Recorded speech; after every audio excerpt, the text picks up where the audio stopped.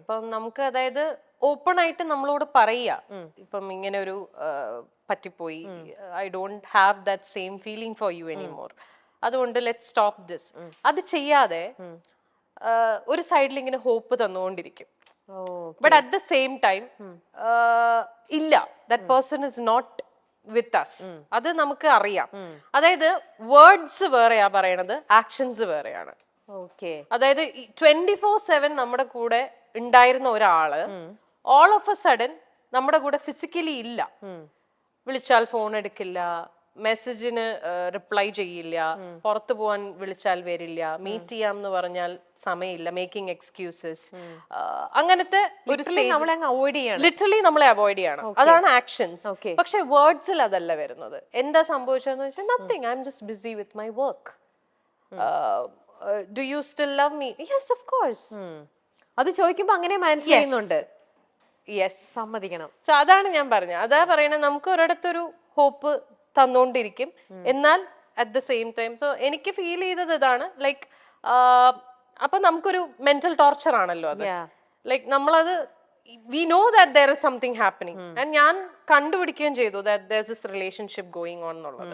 അപ്പൊ എന്നോട് ഈ പറയുന്നൊക്കെ നുണയാണെന്നുള്ളത് എനിക്ക് അറിയാം. Stupid explanation. Exactly. I wanted to know how long this explanation will go. I knew the fact, പക്ഷേ I was buying all the things, the lies he was going on telling me. എന്നാൽ ഏതെങ്കിലും ഒരു പോയിന്റിൽ honest ആയിട്ട് പറഞ്ഞാൽ മതിയായിരുന്നു. ഞാൻ ഇല്ല, I don't want to do this anymore എന്ന് പറഞ്ഞിരുന്നെങ്കിൽ തീർന്നു. ഞാൻ അപ്പൊ സ്റ്റോപ്പ് ചെയ്തിട്ട്. എത്ര പെയിൻഫുൾ ആയിട്ടായിരിക്കും ആര്യ ഓരോ തവണയും ഇങ്ങനത്തെ കാര്യങ്ങൾ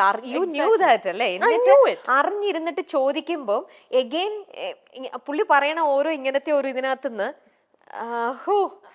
പക്ഷെ എനിക്ക് യുനോ പലരും എന്നെ വിശ്വസിച്ചില്ല ഞാനിത് പറയുമ്പോ. എന്ന് വെച്ചാൽ ഇപ്പൊ നമ്മള് ഈ പറഞ്ഞ പോലെ ഇതിൽ വന്നിരിക്കുന്ന തേർഡ് പേഴ്സൺ ഒരു ഫ്രണ്ട് എന്റെ ഫ്രണ്ട് ആയിരുന്നത് കൊണ്ടും we had common friends also.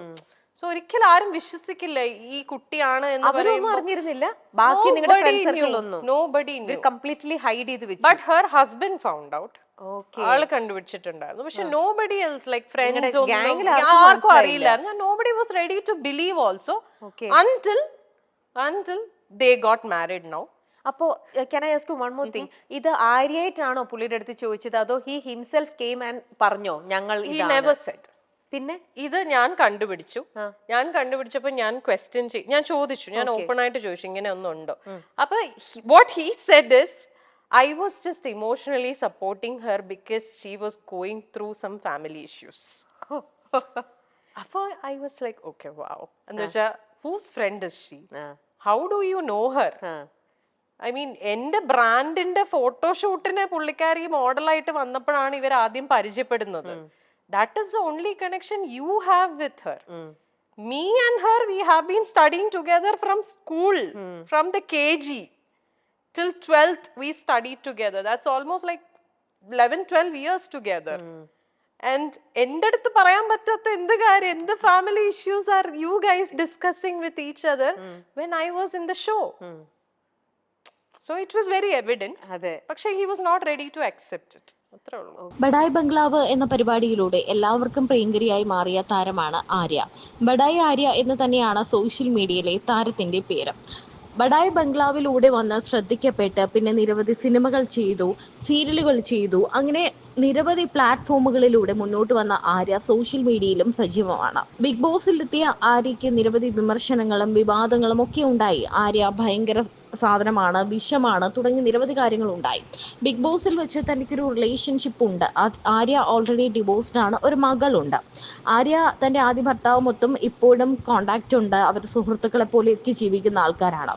പിന്നീട് ഡിവോഴ്സിന് ശേഷം മറ്റൊരു ജീവിതത്തെക്കുറിച്ച് ചിന്തിച്ച ആര്യ ഒരു പ്രണയബന്ധത്തിലാവുകയും വർഷങ്ങളായി ആ പ്രണയം മുന്നോട്ട് പോവുകയും ചെയ്തിരുന്നു. എന്നാൽ ബിഗ് ബോസിൽ പോയി തിരിച്ചെത്തിയ ആര്യയ്ക്ക് പ്രണയം നഷ്ടപ്പെട്ടു. അത് തിരിച്ചറിഞ്ഞത് ആര്യയെ തകർത്ത് കളഞ്ഞു. ശരിക്കും പറഞ്ഞാൽ താനൊരു ഡിപ്രഷൻ ഡിപ്രഷനിലേക്ക് വന്നതും പിന്നീട് അതിൽ നിന്ന് കരകയറിയതും കാരണം ആര്യയുടെ സുഹൃത്ത് തന്നെയാണ്, ഏറ്റവും അടുത്ത കൂട്ടുകാർ തന്നെയാണ് ആര്യയുടെ കാമുകനെ അല്ലെങ്കിൽ വിവാഹം കഴിക്കാനിരുന്ന വ്യക്തിയെ പ്രണയിച്ച് അവർ തമ്മിൽ ഒരു ബന്ധത്തിലേക്ക് വന്നത്.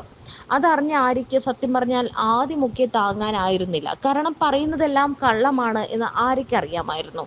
ഈ റിലേഷനെ പറ്റിയും താൻ വിവാഹിതയാകും എന്നുമൊക്കെ സന്തോഷത്തോടെ ബിഗ് ബോസിൽ വെച്ച് പറഞ്ഞ ആര്യ പിന്നീട് ഇതെല്ലാം അറിഞ്ഞ് തകർന്നു പോവുകയായിരുന്നു. പിന്നീട് ഇതിൽ നിന്നെല്ലാം കരകയറി ഒരു ബ്രാൻഡും ആര്യയ്ക്കുണ്ട്. ഇപ്പോഴും പറഞ്ഞിട്ടില്ല. ആണോ? ഇത് I stopped this relation from my side. I had to do it.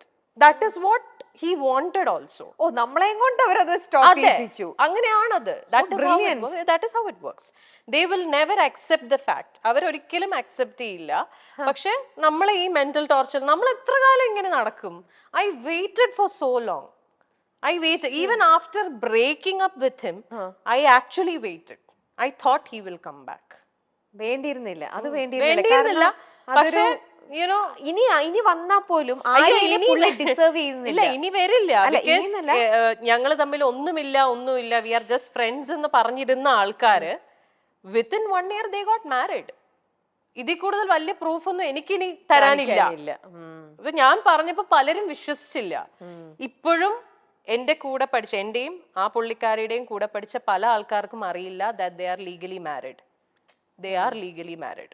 Our legally married ആണ്. They are living together now.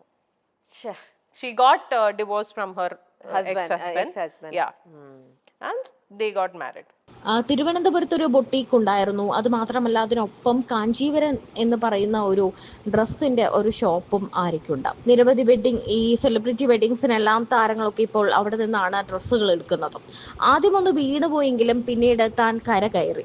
റിലേഷൻഷിപ്പിനെ പറ്റിയും ഒരു ബന്ധം അല്ലെങ്കിൽ ഒരാൾ നമ്മളെ എങ്ങനെയായിരിക്കും ഒഴിവാക്കുന്നത്, നമ്മൾ പോലും അറിയാതെ നമ്മൾ അവോയ്ഡ് ചെയ്യുന്നതും നമ്മൾ അവസാനം സ്വയം ആ റിലേഷൻഷിപ്പ് നമ്മൾ അവസാനിപ്പിക്കേണ്ടി വരുന്നതും എങ്ങനെയാണ് എന്ന് ആര്യ തന്നെ തുറന്നു പറയുകയാണ്.